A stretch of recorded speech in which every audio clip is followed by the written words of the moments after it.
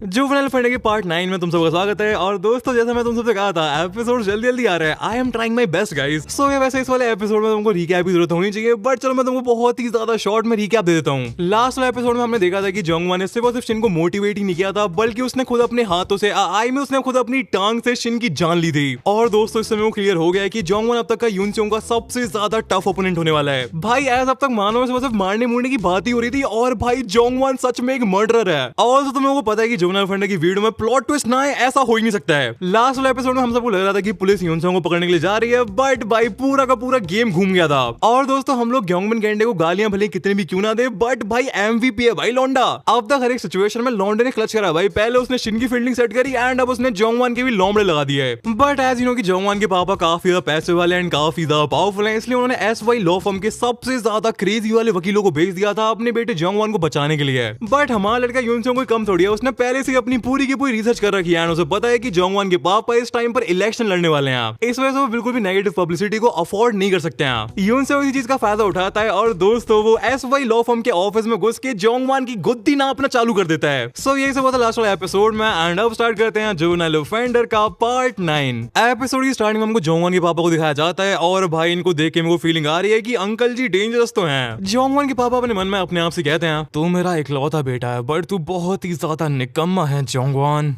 सो यूजन इस बार उसने क्या किया है? लॉर्ड चीज जोंगवान के पापा को बता देते हैं कि कोई पास्ट का मैटर है। जोंगवान के मिडिल स्कूल में कोई लौंडे पढ़ते थे, उन दोनों के बीच में कुछ कांड हुआ एंड इस सब में जोंगवान भी कैसे करके इंक्लूड हो गया है। जोंगवान के पापा को इस सबसे ज्यादा कुछ मतलब नहीं है कि जोंगवान क्या कर रहा है या फिर क्या कांड कर रहा है। उनको बस सिर्फ और सिर्फ एक चीज से मतलब है कि बात ज्यादा आगे तक बढ़नी नहीं चाहिए और स्पेशली बात मीडिया में नहीं जानी चाहिए, ताकि उनकी इलेक्शन पर कैसे भी करके असर ना पड़े। जोंगवान के पापा ने लॉयर चीजा से ये स्ट्रिक्टली कह रखा है और भाई आई गेस जोंगवान के पापा सच में कुछ ज्यादा ही डेंजरस है ब्रो। एज प्रेजेंट टाइम में लॉयर चीजा के दिमाग में ये बात बाबा लग रही है एंड उनका मत्था फटी जा रहा है। नेक्स्ट वाले पहले हमको दिखाया जाता है कि यूनसेओंग ने जोंगवान को काफी ज्यादा कैडी से लोगों में फंसा रखा है, जिससे जोंगवान की चीखें निकली जा रही हैं। लॉयर चीजा चिल्लाते हैं, यूनसेओंग हरामी छोड़ दे उसे, तू यहाँ पर ये जो कुछ भी कर रहा है ये सब कैमरा पर रिकॉर्ड हो रहा है, मैं इस सबको कोर्ट में यूज कर सकता हूँ तेरे अगेंस्ट में। अरे चीचा मैं ऑलरेडी आपसे कह चुका हूँ ना कि अगर आपको मेरी एफआईआर या फिर रिपोर्ट करनी है तो जाके कर दो, मेरे को इस सबसे घंटा भी फर्क नहीं पड़ता है, इसलिए प्लीज गेट लॉस्ट। इतना कि यूनसेओंग अपनी बॉडी को दोबारा से रोल करता है, जिससे जोंगवान का हार्ट दोबारा ढूंढने लगता है एंड जोंगवान के मुंह से यहाँ में कुछ ऐसा निकलना स्टार्ट हो जाता है। यूनसेओंग अपनी ऑरा फार्मिंग करते हुए कहता है, अगर तुम लोग यहाँ से नहीं जाओगे तो फिर इसके साथ और ज्यादा बुरा होता जाएगा, मैं इस कमीने को हमारी दुनिया में ही नरक के दर्शन करवा दूंगा। जोंगवान की यहाँ में कुछ वाली स्क्रीम को सुन के और लोग भी इस वाली ऑफिस में आने लगते हैं, बट यूजिन चीचा उनको रोक लेते हैं एंड कहते हैं कि भाई तुम लोग जाओ यहाँ से, ऑलरेडी मामला बहुत कॉम्प्लिकेटेड, तुम निकलो यहाँ से। जो नए एसवी लॉ फर्म के लोग यहाँ पर आए थे वो यहाँ से कट लेते हैं, बट लॉयर चीचा के दिमाग में अभी भी जोंगवान के पापा की बात ही चलने लग रही है। मेरी बात को याद रखना यूजिन, मामला ज्यादा भरना नहीं चाहिए और मीडिया में स्पेशली तो बिल्कुल नहीं जाना चाहिए। ये पूरा का पूरा सोशल मीडिया का जमाना है, इस जमाने में चीजें बहुत ज्यादा जल्दी फैलती हैं एंड देखो पता है ना कि इलेक्शन के टाइम पर पब्लिक इमेज सबसे ज्यादा मैटर करती है। वेल दोस्तों इस टाइम पर यूनसेओंग ने जोंगवान को फिजिकली लॉक में फंसा रखा है, ऑल्सो उसने सेम टाइम पर लॉयर चीचा को भी मेंटली लॉक में फंसा रखा है। लॉयर चीचा अपने सामने यूनसेओंग को जोंगवान की गुद्दी नापते हुए देख रहे हैं, बट स्टिल वो कुछ भी कर नहीं सकते हैं। लॉयर चीचा को समझ में नहीं आ रहा है कि वो इस टाइम पर करेंगे, वो इस टाइम पर कंप्लीटली चेकमेट हो रखे हैं। तभी यूनसेओंग उनसे कहता है, मिस्टर शोई मेरे को पता नहीं है कि इस टाइम पर आप क्या सोच रहे हैं, बट आप जो कुछ भी सोच रहे हैं मैं आपको पहले बता दूं वो काम नहीं आने वाला है। मैं आपको बता दूं मिस्टर लॉयर, एना से वो सिर्फ कल्चर भी। यूनसेओंग मेरे एंड एना के बारे में कुछ कहने वाला ही था, बट तभी यहाँ पर हरामी डिटेक्टिव आ जाता है। ना भाई यूनसेओंग प्लीज अपनी बात को कंटिन्यू कर यार प्लीज। एनीवेज मजाक को साइड में रखते हैं, यहाँ पर डिटेक्टिव की एंट्री हो गई है एंड वो अपना कट्टा अपने साथ में लेके आया। वो आगे चिल्लाता है, यूनसेओंग। तो दोस्तों जिससे पहले मैं कहानी को कंटिन्यू करूं, समथिंग क्रेजी हैपेंड भाइयों, something very very crazy happened. So ये वाला सेक्शन में 2 दिन बाद रिकॉर्ड कर रहा हूं एंड इससे पहले तो मैं जो कुछ भी सुना है वो 2 दिन पहले मैंने रिकॉर्ड किया था। और दोस्तों मेरे को समझ में नहीं आ रहा है कि लोगों की कुंडली में राहु एंड केतु होते हैं, मेरी कुंडली में दोनों मिलकर बैठ के पार्टी कर रहे हैं यार। भाई मैं अच्छा खासा अपने रूम में ये वाली वीडियो रिकॉर्ड कर रहा था एंड इसके बाद मेरा प्लान था कि मैं नाउट वाली वीडियो भी कंप्लीट करूंगा, बट भाई क्या ही ज्यादा क्रेजी सीन हुआ है। सो भाई मैं मस्त अपनी इस वाली वीडियो को रिकॉर्ड कर रहा था एंड मेरे को काफी ज्यादा मजा आ रहा था, स्टोरी काफी ज्यादा पीक जा रही है, बट मेरे को तभी से हल्ला मचने की आवाज आने लग जाती है। मैं अपने रूम के बाहर जाके देखता हूँ तो मेरे को दिखता है कि मेरे पापा एक बहुत ही ज्यादा बड़े वाले सांप से 1v1 करने लग रहे हैं। I was like damn that's crazy. और देखो दोस्तों मैं काफी ज्यादा ना नेचर लविंग बंदा हूँ, मेरे को हरियाली वगैरह काफी ज्यादा पसंद है, इसलिए मैंने अपने रूम के सामने काफी सारे फ्लावर पॉट वगैरह लगा रखे हैं। हैं। बट दोस्तों मैं काम करने जाता हूँ एंड कांड हो जाता है। मैं तुमको बताता हूँ कि क्या हुआ। पापा उस सांप को थोड़ा बहुत भगा देते हैं एंड वो वाला सांप मेरे रूम के सामने वाले एक फ्लावर पॉट के पास में आके बैठ जाता है। और इस पॉइंट पर मैं ऐसा हो गया था कि बात अब मेरी टेरिटरी की हो रही है, इस वजह से अब मेरे को सीन में उतरना पड़ेगा। मैं बैटलफील्ड पे उतरता हूँ सांप के साथ वन करने के लिए, बट उससे पहले मैं अपने मम्मी पापा से पूछ लेता हूँ कि कहीं मेरे डोर के नीचे से नहीं निकल सकता है ना, एज ये वाली पूरी की पूरी एपिक बैटल मेरे रूम के काफी ज्यादा क्लोज हो रही थी दोस्तों। मम्मी पापा बोल लाइक ना इसके नीचे से तो नहीं निकल पाएगा। इसके बाद मेरा इन सांप का डुएल स्टार्ट होता है एंड फट तो मेरी बहुत रही थी दोस्तों, बट सांप को भी समझ में आ गया था कि ये बंदा मजाक नहीं कर रहा है। वेल जिस दिन पूरा कांड हुआ था ना दोस्तों, उस दिन मैं मार के आया था शोल्डर एंड कुछ टाइम पहले मैं सुन रहा था करण औजला, तो फील में तो था मैं दोस्तों। सांप को भी ये बात समझ में आ गई और वो बहन का दीना भागने लग गया। वो थोड़े टाइम के लिए मेन गेट की तरफ जाता है एंड उसके बाद वो टर्न मार लेता है एंड वो टर्न मारता है मेरे रूम की तरफ एंड जिस चीज का डर था वही हो जाता है भाइयों, वो मेरे डोर के नीचे से निकल जाता है। ये देख के मैं अपने कमरे के अंदर भागता हूँ एंड मेरे मम्मी पापा मेरे पीछे आ जाते हैं एंड मैं पूरा का पूरा कमरा छान मारता हूँ एंड उसके बाद वो मेरे को नहीं मिलता है। और दोस्तों एक चीज होती है फियर ऑफ अनसर्टेनिटी। अगर तुमको किसी चीज का पता नहीं है कि कोई चीज कहां पर है एंड भाई वो कहां छुप रही है, तो भाई उससे तुम्हें और ज्यादा डर लगता है। और दोस्तों इसमें एक फनी चीज और है। इस वाले पूरे कांड से पहले मैं अपनी एक दोस्त से बात कर रहा था एंड उसने मुझसे पूछा था कि तेरे को सबसे ज्यादा डर किस चीज से लगता है, और तुम लोग गैस करो कि मैंने क्या कहा होगा। और भाई वो लड़की सच में इतनी ज्यादा हरामी है ना, उसने कहा था कि काश आपके घर में सांप घुस जाए फिर तो मजा ही आ जाए। भाई क्या ही काली जुबान है यार, व्हाट द हेल। एनीवेज इसके बाद 2 दिन तक रूम पूरा बंद रहा है, मैं अपने रूम में एंटर नहीं करता हूँ। पापा ने कई बार रूम चेक कर लिया, ऑल्सो हमने प्रोफेशनल को बुलाया था, उसने भी रूम चेक कर लिया। सो या अभी तो आई डोंट थिंक सो कि मेरे रूम में कोई सांप है। और वैसे भी मैंने अपनी लाइफ में इतने सारे सांप देख लिए हैं कि अब असली वालों से डर नहीं लगता है। सो या भाइयों ये काफी ज्यादा डेंजरस एक्सपीरियंस था मेरी लाइफ का भाई, काफी ज्यादा गंदी वाली फटी भाई, बहुत ज्यादा गंदी वाली। बट मेरे को पता है कि भाई उसको किसने भेजा था। मेरे को कंफर्म यकीन है कि सांप को ओरोचिमारू ने भेजा था। जिस दिन से मैं जिराय सेंसे को सेंसे बुलाना स्टार्ट किया है ना भाई, वो बहुत चलता है भाई मेरे से। बट ओरोचिमारू नागिन तो कुछ भी कर ले, बेस्ट सेंसे तो जिराय सेंसे ही है। जिराय सेंसे ऑन टॉप भाइयों। सो या भाइयों काफी बकबक कर लिया, अब कहानी पर वापस आते हैं। हमको दिखाया जाता है कि डिटेक्टिव भी अपने टीममेट्स के साथ इस वाले रूम में आ चुका है अपना कट्टा लेके एंड आधे डिटेक्टिव कहता है यून सियोंग मेरे को पता था कि तू यहीं पर होगा, तो ये जो कुछ भी कर रहा है इसको अभी क्या भी बंद कर एंड खड़ा हो जा। लॉयर चीचा का दिमाग खराब होता जा रहा है, सब कुछ उनके अगेंस्ट में जा रहा है। वो अपने साथ वाले लॉयर से कहते हैं अबे तेरे से किसने कहा था पुलिस को बुलाने के लिए, तूने पुलिस को कॉल क्यों करा। बट दूसरा लॉयर कहता है कि उसने तो पुलिस को बुलाया ही नहीं है। और डिटेक्टिव लॉयर की तरफ अपनी गन पॉइंटर कहता है सब के सब अपने हाथ ऊपर करो एंड मैं ये चीज दोबारा नहीं कहूंगा। डिटेक्टिव की बात को कोई भी सीरियस नहीं लेता है, बट डिटेक्टिव फुल फॉर्म में आ रखा है भाई, वो हवा में शूट कर देता है। मैं तुम सबको लास्ट वार्निंग दे रहा हूँ एंड मैं तुम सबसे आखिरी बात कह रहा हूँ, मेरा मूड बहुत ज्यादा खराब है, इसलिए सबके सब मेरी बात ध्यान से सुनेंगे। यून सियोंग आई नो कि तू बहुत ज्यादा अपसेट है, बट तेरी इन सारी हरकतों की वजह से तेरी प्रॉब्लम्स बहुत ज्यादा बढ़ जाएंगी। बट यून सियोंग डिटेक्टिव की बात को सीधा से इग्नोर करता है। नीट एग्जाम वाले पेपर लीक को कर रही है और यून सियोंग अपने प्यारे जोंगवान के पास जाके कहता है मेरी बात ध्यान से सुन, मैं तेरे को मार के रहूंगा। एट दिस पॉइंट जोंगवान के पसीने छूटने लगते हैं, एज इस टाइम पर यून सियोंग सच में बहुत ही ज्यादा सीरियस है भाई। यून सियोंग कहता है मेरा तेरे से बदला तभी खत्म होगा जब मैं तेरे को जान से मार डालूंगा हरामी। जोंगवान को बहुत ही ज्यादा जी फाड़ धमकी देने के बाद यून सियोंग खड़ा हो जाता है एंड अपने हाथ ऊपर पकड़ लेता है। डिटेक्टिव बनते यून सियोंग को अरेस्ट कर लेते हैं, उसे पकड़ के अपने साथ ले जाने लगते हैं। सो अब शायद तुमको समझ में आ गया होगा कि यहाँ पर पुलिस किसने बुलाई थी, हमारे लड़के ने। और अगर तुम सोच रहे हो कि ये जोंगवान को अरेस्ट क्यों नहीं कर रहे हैं, तो फिर वो जो पूरा लीगल ज्ञान वकील साहब में जा रहा था वो अभी भी अप्लाई होता है। और ये पूरा कांड यून सियोंग ने जोंगवान को ये समझाने के लिए किया है कि बेटे में हल्का नहीं जाने वाला हूँ, मैं तो खत्म करके रहूंगा। नेक्स्ट नाम को दिखाया जाता है कि यूट्यूबर मीनू शिन वाले केस एंड हमारे लड़के के चर्च चल रहे हैं। डिटेक्टिव जैसा मस्त अपनी गाड़ी में बैठ के वाली पूरी लाइव स्ट्रीम देखने लग रहे हैं एंड वो यून सियोंग की तरफ देखकर कहते हैं अरे लाडली तू तो स्टार बन गया यार, तेरे को सिचुएशन समझ में आ भी रही है या फिर नहीं आ रही है। यून सियोंग तेरे को समझ में आ रहा है कि यहाँ पर क्या चल रहा है। यूट्यूब एंड मीडिया पर हर कोई मीनू शिन वाले केस के बारे में बात कर रहा है एंड हर किसी को ये लगता है कि तूने शिन को मारा है। लोगों को लग रहा है कि ये सब तूने अपना बदला पाने के लिए किया है। और मिस्टरली इंटरनेट पर आपकी पर्सनल इंफॉर्मेशन, आपके फैमिली रिलेशन सब कुछ बहुत ही ज्यादा स्पीड से फैलते जा रहे हैं। बट हाँ यून सियोंग तेरे फेवर में एक चीज जरूर है, हमको एक अनोनिमस बंदे से कुछ वॉइस रिकॉर्डिंग्स मिली हैं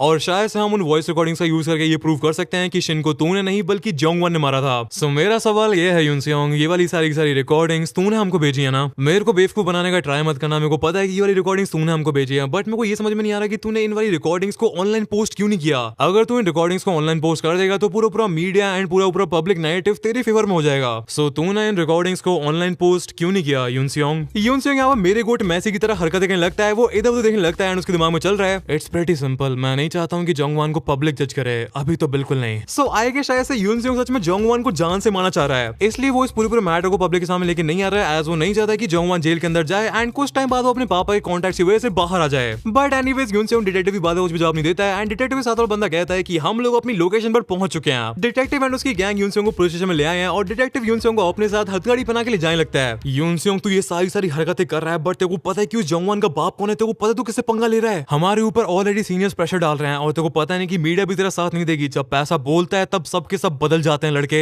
तू स्टिल ये करना चाहता है यूनसेंग? हाँ, मेरे पास कोई और ऑप्शन नहीं है, मेरे को ये करना ही पड़ेगा। अबे यूनसेंग, मैं क्या करूं तेरा यार? डिटेक्टिव यूनसेंग की हथकड़ी खोल देता है, जो देख के यूनसेंग काफी ज्यादा शॉक हो जाता है। बट डिटेक्टिव कहता है तू जैसा सोच रहा है वैसा कुछ भी नहीं है, मैं तेरे को जाने नहीं देने वाला हूँ।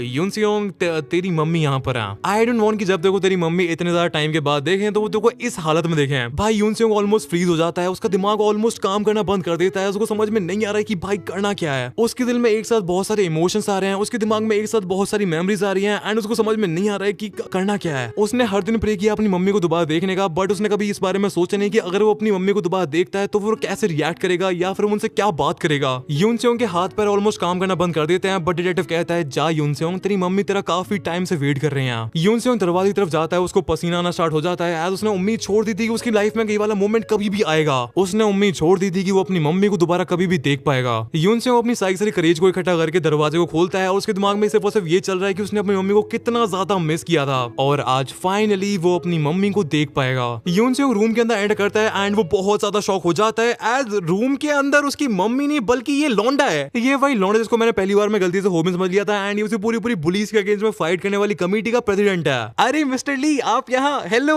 अरे मैं बहुत टाइम से आपका वेट करने लग रहा था। बट यूनसेंग को मत्था फिर जाता है, वो कहता है अबे तू कौन है बे? और डिटेक्टिव ये कैसा गंदा मजाक है, आपने तो कहा था कि मेरी मम्मी यहाँ पर है। बट नेक्स्ट में पहले हमको दिखाया जाता है कि यूनसेंग की मम्मी पीछे से आके यूनसेंग को हक कर लेती हैं, वो यूनसेंग का नाम लेती हैं एंड यूनसेंग अगेन कंप्लीटली स्पीचलेस हो जाता है। यूनसेंग की मम्मी रोते हुए कहती हैं यूनसेंग ये मैं हूँ तुम्हारी mom and I am sorry कि मैं इतनी ज्यादा लेट हूँ। हम लोगों को बताया जाता है कुछ लोगों के लिए पैसा सबसे इंपॉर्टेंट होता है, कुछ लोगों के लिए उनके दोस्त सबसे इंपॉर्टेंट होते हैं, कुछ लोगों के लिए हैप्पीनेस सबसे इंपॉर्टेंट होती है। बट यूनसेंग की लाइफ में उसके लिए सबसे ज्यादा इंपॉर्टेंट चीज एंड उसका सब कुछ उसकी फैमिली थी। उसकी फैमिली जो कि उससे बहुत ही ज्यादा आसानी से छीन ली गई, उसकी फैमिली उससे छीन ली गई। दोस्तों नेक्स्ट में हमको दिखाया जाता है कि यूनसेंग की मम्मी की आवाज का होने लगती है, बट वो जैसे करके यूनसेंग से सॉरी बोल देती हैं और दोनों माँ बेटे रोना स्टार्ट कर देते हैं। भाई बहुत ही ज्यादा इमोशनल पैनल है यार ये, but I am happy for my boy Yunseong यार, आई एम वेरी हैप्पी। भाई एक बार को मेरे को लगा था कि दोबारा से कोई प्लॉट ट्विस्ट मार दिया जाएगा, यहाँ पर हमको कोई नया बुली इंट्रोड्यूस करवा दिया जाएगा, बट भाई फाइनली हमारा लड़का अपनी मम्मी से मिल लिया भाई, लेट्स गो। ऑल्सो दोस्तों big ups to the detective चीचा। भाई डिटेक्टिव चीचा काफी ज्यादा बढ़िया है यार, और दोस्तों आई नो की काफी ज्यादा इमोशनल सीन है, बट अब हो सकता है कि यूनसेंग को सेफ खेलना पड़े। एज अब यूनसेंग की मम्मी वापस आ चुकी है, तो हो सकता है कि जोंगवान या फिर कोई और बुली यूनसेंग की मम्मी को टारगेट करे। But I know one thing for sure कि अगर कोई बंदा यूनसेंग की मम्मी को टारगेट करेगा तो भाई वो बंदा तो जीने नहीं वाला है, वो बंदा तो डेड है भाई, I know that. Next scene में हमको दिखाया जाता है कि यूनसेंग बहुत ज्यादा इमोशनल हो गया है, बट उसके दिमाग में चल रहा है कि वो इमोशंस को अपने ऊपर टेक ओवर करने नहीं दे सकता है। एज यू नो कि इस टाइम पर यूनसेंग के लिए सबसे ज्यादा इंपॉर्टेंट चीज है उसका बदला, और अगर उसके इमोशंस ने उसके ऊपर टेक ओवर कर लिया तो फिर वो अपना बदला नहीं ले पाएगा। यूनसेंग के दिमाग में ये सब चल रहा है एंड वो अपने इमोशंस को सप्रेस करने की कोशिश करने लगता है। मॉम आपको चोट तो नहीं लगी है ना? यूनसेंग की मम्मी कहती है नहीं मैं ठीक हूँ। ओके मिस्टर डिटेक्टिव, मैं अपनी मम्मी से बाद में अपने आप मिल लूंगा, हम लोग बाद में आराम से बात कर लेंगे। इस टाइम पर मेरे लिए ये जाना सबसे ज्यादा इंपॉर्टेंट था कि आप बस ठीक हो, दैट्स इट। देखो दोस्तों मेरे को यहाँ पर पता नहीं है कि यूनसेंग कितना ज्यादा गलत है या फिर कितना सही है, और मैं उसको जज करने भी नहीं वाला हूँ। एज यूनसेंग ने अपनी जिंदगी में सच में बहुत गुस्सा है एंड इस टाइम पर उसके सबसे इंपॉर्टेंट चीज उसका रिवेंज है। Let the boy do his job भाई। नेक्स्ट में हमको दिखाया जाता है पुलिस के अगेंस्ट में जो कमेटी फाइट करती है उसके लीडर जोंगयुन लिम को। जोंगयुन यूनसेंग से कहता है ओके यूनसेंग, आई थिंक हम लोगों को बात करने की जरूरत है। जोंगयुन यूनसेंग से हाथ मिलाता है एंड डिटेक्टिव कहता है अरे तुम दोनों एक दूसरे को जानते हो क्या? बट ये कैसे हो सकता है, तुम दोनों एक दूसरे को कैसे जानते हो बे? इसके बाद हमको पास का सीन दिखाया जाता है एंड आई होप कि तुमको ये वाला सीन याद हो। एज इस वाले सीन के ऊपर मैंने काफी अच्छी खासी बात की थी। हमको व्हील चेयर के ऊपर एना की अम्ब्रेला को दिखाया जाता है, उसके बाद एक काफी ज्यादा मिस्टीरियस बंदे की एंट्री हो गई थी जो कि भाई देखने में गन जैसा लग रहा था एंड इस बंदे ने कहा था वेल यूनसेंग लगता है खेल चालू हो चुका है। उस टाइम पे मेरे को लगा था कि ये गन है। भाई मैं इस बंदे को एक बार गन समझ चुका हूँ, एक बार मैं इसको होबिन समझ चुका हूँ। भाई क्रेजी बंदा है यार ये। बट यहाँ हमको रिवील कर दिया जाता है कि हमारे बड़े भैया गन यामादा की नहीं थे, बल्कि ये उसी बुली वाली कमेटी का चेयरमैन जोंगयुन लिम है जो कि यूनसेंग का ही एक एलाय है। इसके बाद हमको 3 साल पहले का सीन दिखाया जाता है और यूनसेंग ने जो अपनी बुली वाली एप्लीकेशन जोंगवान के अगेंस्ट में बनाई थी वो उसको लेके जोंगयुन के पास ही गया था। एज अब तो तुमको समझ में आएगा कि ये बंदा बुलीज के अगेंस्ट में फाइट करने वाली कमेटी का चेयरमैन है।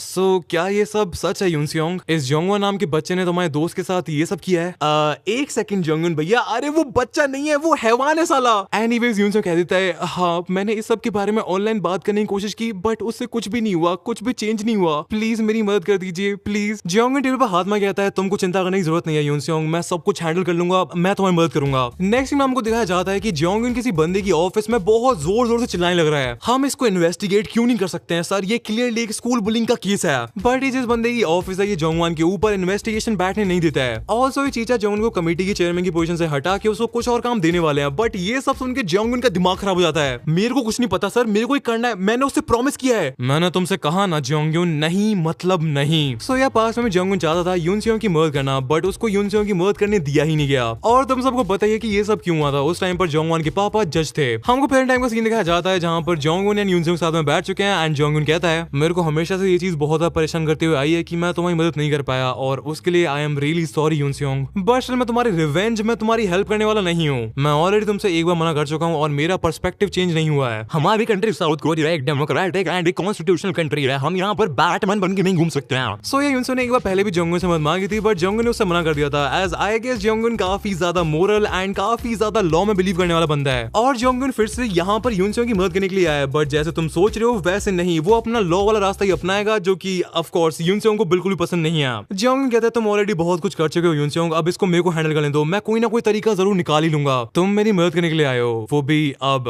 वेल तुम्हारा प्लान क्या है, तुम मेरी मदद कैसे करने वाले हो? मैं तुमको बता दूं जोंगवन, तुम बहुत ज्यादा लेट हो चुके हो। वो लोग ऑलरेडी तैयारी कर रहे होंगे फाइनल फाइट के लिए। इसके बाद हमको एसवाई लॉ फर्म का ऑफिस दिखाया जाता है जहां पर सबके सब बहुत ज्यादा टेंशन में है। कुछ टाइम पहले यूनसियोंग इन सब के घोड़े लगा दिए हैं। सारे के सारे लॉयर्स एक दूसरे से बहस करने लग रहे हैं, एक दूसरे से डिस्कशन करने लग रहे हैं, एक दूसरे से आइडिया शेयर करने लग रहे हैं और दूसरी तरफ हमारा जोंगवन बैठा हुआ है जिसका हार्ट टूट चुका है। और भाई Jongwon being the retarded he is, इस पूरी की पूरी लॉ वाली बातचीत को सुन के उसका भेजा फ्राई होने लगता है और वो यहाँ से उठ के जाने लगता है। लॉयर चीजा जोंगवन के ऊपर चिल्लाकर पड़ता है कि साढ़े कहाँ जा रहे तू? अबे तुम लोगों ने उस कुत्ते की बात सुनी नहीं क्या? वो कह रहा था कि वो मेरे को मारेगा, वो मेरे को धमकी देके गया है कि वो मेरे को जान से मार के रहेगा। अब हमारे पास कोई भी और चॉइस नहीं है, जिससे पहले वो मेरे को मारे मेरे को उसको मारना पड़ेगा। सो या भाइयों टेंशन काफी ज्यादा बढ़ती जा रही है और मामला काफी सीरियस होते जा रहा है और भाइयों मेरे को क्यों लग रहा है कि ये जोंगवन एना के पीछे जाने वाला है। एज नेक्स्ट सीन में हमको सांगयोन हॉस्पिटल का सीन दिखाया जाता है जहां पर एना एडमिटेड है। नेक्स्ट पैनल में हमको चांगसू को दिखाया जाता है जो कि जस्ट एना के रूम से बाहर निकलता है और उसको अपनी आंखों के सामने ये हैवान जोंगवन दिखता है। वो कुतिया एना इसी रूम में है ना?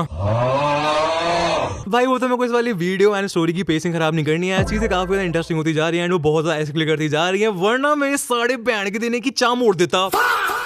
एनीवे जोंगवन कुत्ता कहता है मेरे रास्ते से हट जा, मेरे को एना से मिलना है, मैं तेरे को तेरी मौत से मिला दूंगा साढ़े। बट या चांगसू भी फॉर्म में आ जाता है और वो कहता है तू मेरे रास्ते से हट जा हरामखोर, तेरे को क्या लगता है कि तू कौन है? और नेक्स्ट में हमको दिखाया जाता है कि चांगसू के पीछे वाईपी एंटरटेनमेंट का डायरेक्टर आ चुका है और ये कितना ज्यादा बड़ा है भाई। That's what she said. Like Changsu already बहुत ज्यादा लंबा है और ये तो पहाड़ है भाई। फाइट स्टार्ट हो जाती है और डायरेक्टर चांगसू के मुंह पर खींच के एक मुक्का मार देता है। अबे बच्चे तू यूनसियोंग का दोस्त है क्या? फिर हमको दिखाया जाता है कि ये वाली अनएक्सपेक्टेड एंट्री हुई कैसे। जोंगवन ने डायरेक्टर को कॉल मिला दिया था और हमको दिखाया जाता है कि डायरेक्टर जोंगवन से कॉल पे कहता है तेरे को पता है कि हम उस यूनसियोंग ली को कैसे पकड़ सकते हैं? वैसे तू है कौन भाई और तेरे को मेरा नंबर कैसे मिला बे? तू कहीं स्कैमर तो नहीं है? जोंगवन कहता है मेरी बात ध्यान से सुन, मैं शिन का दोस्त हूँ, उसी शिन का दोस्त जिसने पूरे के पूरे कोरिया के सामने तेरी गुद्दी चढ़का के रख दी थी। डायरेक्टर कहता है अबे वो गुद्दी लाल कर दूंगा तेरी, तेरे को चाहिए क्या भाई? जोंगवन कहता है मैं तेरे से कहा ना, मेरी बात ध्यान से सुन, मैं तेरी मदद करूंगा, मैं तेरे को तेरा यूनसियोंग ली दिलवाऊंगा। आई नो कि तुम लोगों की हालत ऑलरेडी बहुत ज्यादा खराब है, तुम लोग शिन को पीटने गए थे बट वो तो टपक गया। आई एम श्योर कि तेरी कंपनी बहुत ज्यादा डेस्परेटली रास्ता ढूंढ रही होगी इस पूरे बवाल से निकलने का, बट तेरे को चिंता करने की जरूरत नहीं है डायरेक्टर, हम सब चीज का ब्लेम यूनसियोंग पर डाल देंगे। और दोस्तों एज यू नो कि भले इनडायरेक्टली सही बट यूनसियोंग के चक्कर में वाईपी एंटरटेनमेंट के लौंडे लगे हैं, इसलिए सारे वाईपी एंटरटेनमेंट वाले ऑलरेडी यूनसियोंग से खुन्नस खाके बैठे हुए हैं। जोंगवन इसी चीज का फायदा उठाता है और कॉल पर डायरेक्टर से कहता है मैं तुम्हारी मदद करने के लिए तैयार हूँ बट उसके लिए तुमको पहले मेरी मदद करनी पड़ेगी। इसी में वैसे काफी ज्यादा स्ट्रॉन्ग हूँ बट इस टाइम पर मेरी हालत कुछ ठीक नहीं है। सो ऐसे करके यूनसियोंग के दुश्मनों का कोलैब हो चुका है। एज यू नो कि दुश्मन का दुश्मन दोस्त होता है। इसके बाद हमको पेरेंट टाइम का सीन दिखाया जाता है और भाई चीजें काफी ज्यादा क्रेजी होने वाली हैं। चांगसू डायरेक्टर को देख के कहता है तू, मैं तेरे को जानता हूँ, तू वही चिलुआ है जिसे शिन ने कुत्ता बना के मारा था, पूरे के पूरे कोरिया में तू काफी ज्यादा फेमस है।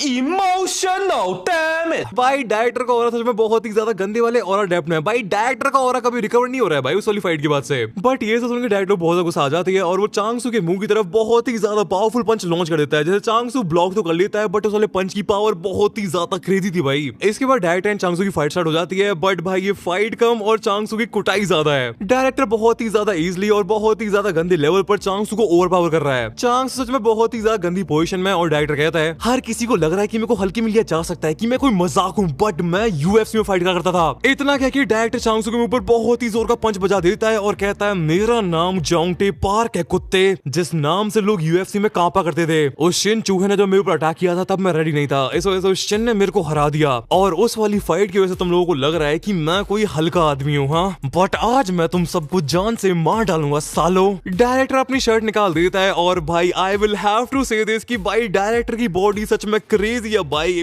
बहुत ही ज्यादा क्रेजी है। बट भाई हमारा चैट चांगसू भी कम नहीं है, वो अपने आप को रेडी करता है एंड कहता है मेरे को पता था कि तू भी इस वाली फाइट में आ सकता है, इसलिए मैं तेरे लिए कुछ स्पेशल प्रिपरेशंस कर रखी हैं। भाई चांगसू अपना बॉक्सिंग स्टांस ले लेता है और कहता है चल मैं तेरे को दिखाता हूँ कि एक एमएमए फाइटर को कैसे हराते हैं। भाई मेरे को शायद से यहाँ पर काफी ज्यादा क्रेजी वाली फीलिंग आ रही है कि कहीं चांगसू को भी तो होबिन ने ट्रेन नहीं कर दिया है। बट जो भी है चांगसू फुल फाइट के लिए रेडी है। इसके बाद हमको दिखाया जाता है कि डायरेक्टर एंड चांगसू की बजना स्टार्ट हो जाती है और दोनों ही पागल होते जा रहे हैं। दोनों एक दूसरे के ऊपर होल्ड बैक बिल्कुल भी नहीं कर रहे हैं और एक दूसरे के मुंह पर पंचेस की बारिश कर देते हैं। बट हमारा सल्लू बॉय सब में इंटरेस्टेड नहीं है, वो यहाँ पर कुछ और काम करने के लिए आया है। जोंगवन एना की रूम की तरफ जाने लगता है और कहता है अरे तुम लोग लड़ो यार, एक दूसरे की हड्डियां तोड़ दो, मजा ही आ जाएगा। जोंगवन बिल्कुल उन मोहल्ले की आंटी की तरह है जिनको दूसरों की लड़ाई देखने में बहुत ही ज्यादा स्वाद आता है। एनीवे जोंगवन एना की रूम के अंदर एंटर करता है और रूम के अंदर एंटर करते ही उसके होश उड़ जाते हैं। इसके बाद हमको जोंगन एंड यूनजोंग की कन्वर्सेशन को कंटिन्यू करके दिखाया जाता है जहां पर जोंगन कहता है लास्ट फाइट तुम्हारा मतलब क्या है, तुम कहना क्या चाहते हो यूनजोंग, तुम खतरे में हो क्या? यूनजोंग काफी ज्यादा लंबा पॉज लेके कहता है आई एम फाइन, जो सबसे ज्यादा डेंजरस पार्ट था वो ऑलरेडी खत्म हो चुका है। इसके बाद हमको एना की रूम का सीन दिखाया जाता है जहां पर जोंगवन एंटर कर चुका है बट एना वहां पर नहीं है।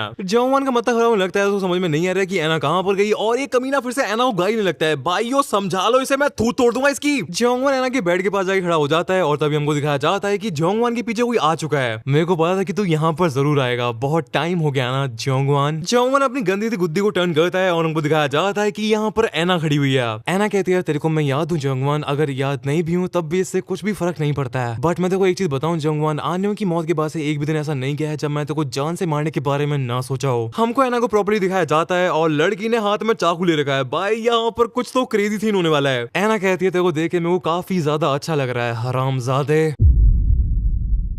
सो या भाई आज की वीडियो में इतना ही है। वीडियो को लाइक कर लेना, चैनल को सब्सक्राइब कर लेना और अगर तुम चैनल को सब्सक्राइब नहीं करते हो तो हो सकता है कि अगली बार ओरोचिमारू भैया आपके घर में आ जाए। सो प्लीज सब्सक्राइब कर लो यार। वैसे भी भाई चीजें काफी ज्यादा इंटरेस्टिंग होने वाली है। नेक्स्ट वाली वीडियो में हमको शायद से एना वर्सेस जोंगवन की फाइट देखने को मिलने वाली है। वैसे तो मेरे को एना पर पूरा भरोसा है कि वो इस जोंगवन की गुद्दी सूद देगी, बट यू नो गाइस कि अगर एना को कुछ भी हो गया तो फिर मैं कोरिया की टेट कटा रहा हूँ फिर। बट यार दोस्तों मैं तुमसे मिलूंगा नेक्स्ट वाली वीडियो में, तब तक के लिए cultured gang love you all, peace out.